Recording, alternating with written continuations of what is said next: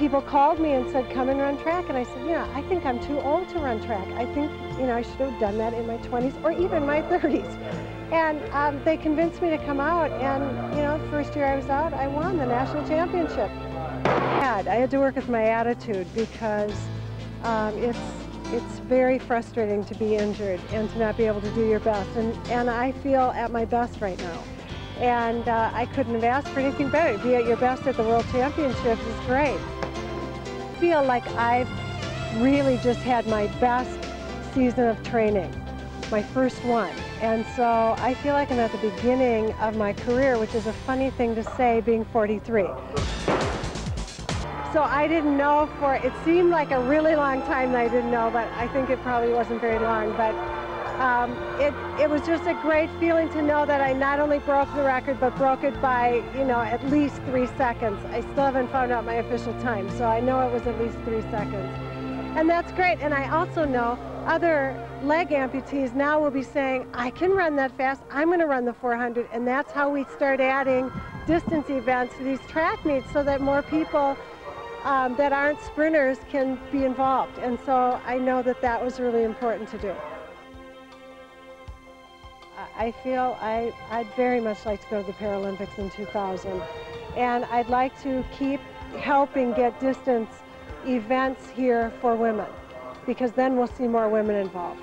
This maybe was the first time I really felt like I did a great job from the beginning to the finish. So I'm very proud of it. I'm taking it home, and it's a moment I'm going to keep for the rest of my life. Here we go.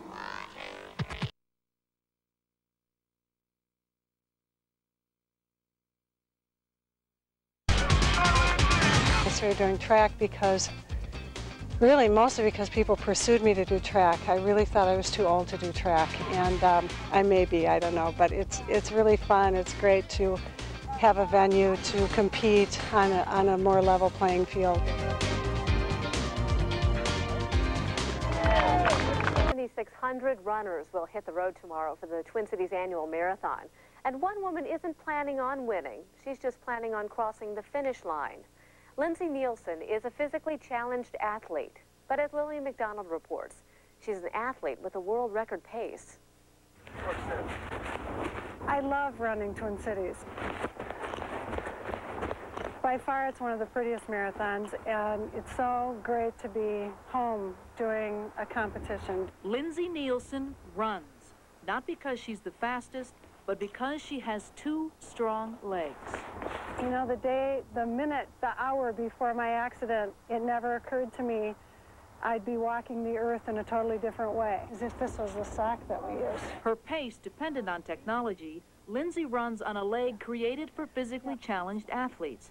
It's called the flex foot, and with every step, NovaCare gets closer to perfecting prosthetics so dreams come true for runners like Lindsay. I can't tell till I run, probably. What they've done with this particular design is they've increased the radius of the curve so that instead of coming straight down and then just using this much of the foot, we have an additional piece of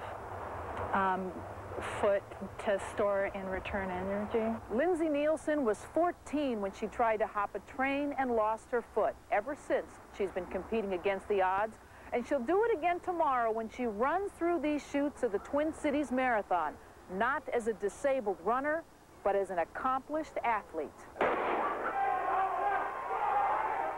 This summer, Lindsay set a world record pace for running a marathon. On a track in England last August, she brought home the gold in her first international competition.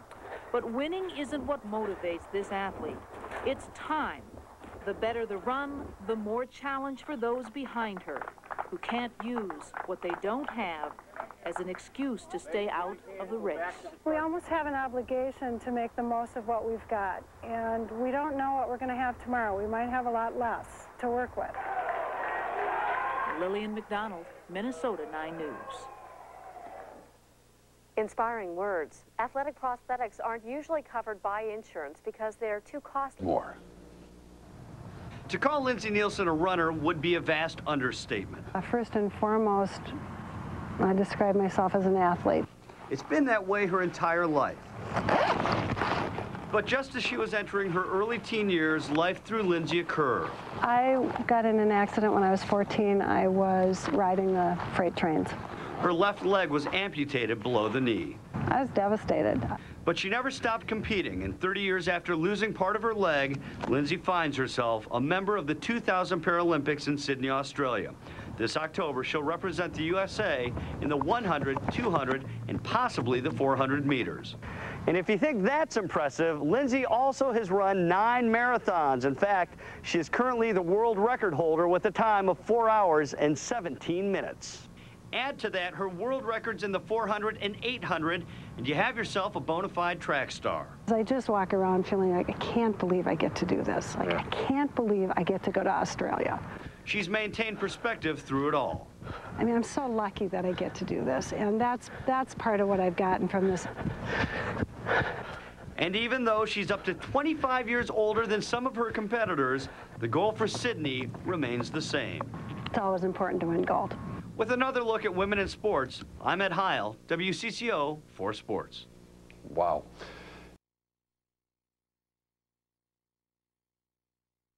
And Sarah, you've been with us now for 3 years covering the marathon as a reporter, but you used to run this race. I did. I've run this race twice. The first time I ran was the New York City Marathon, and I started in the early start because I wasn't sure how long it was going to take me, and they give you extra time on the course if you're running, 7.5 hours, and we caught that start earlier today. As you can see, there are athletes with all kinds of disabilities. They're on crutches, they use wheelchairs, some of them are blind. Some of them have disabilities you can't see, they might be hidden. They could have a heart transplant or a lung condition. Sarah, how much more difficult is it for these runners? It's extremely difficult because they're out there for 9, 10 hours. That's a very long day, so they have to think about food and energy along the course. And for some of these people, each step is quite grueling. It's very hard for them. So the fact that they're taking on the 26.2-mile challenge is really remarkable. You were able to spend some time with a runner who made her name in this race. I certainly did. I caught up with Lindsay Nielsen, a great runner on this year's course. She is running on an artificial foot, so she'll be starting in the main start because she's just too fast. She holds the world record for her division in this distance with 4 hours and 17 minutes, and she's hoping for another great run today. I run because I can run. The lesson of tragedy is to really embrace what you have.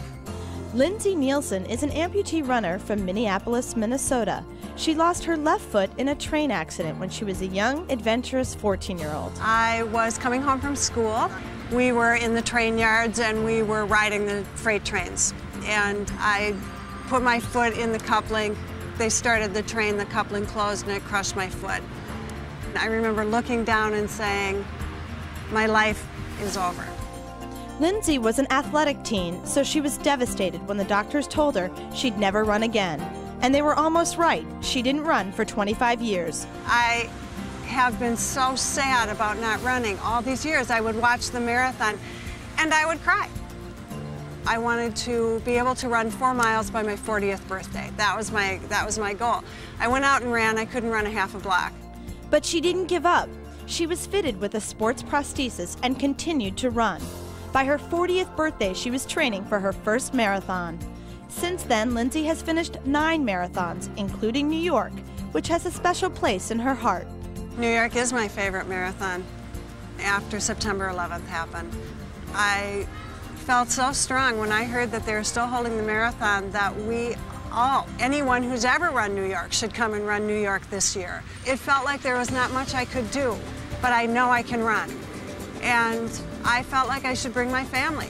And we've all been raising money for the Twin Towers Fund. And we decided that we would come and be tourists and spend money and show that we're not afraid to be back in the world. Lindsay and 30,000 other runners have come to this city to run this course united, regardless of age, race, nationality, religion, or ability.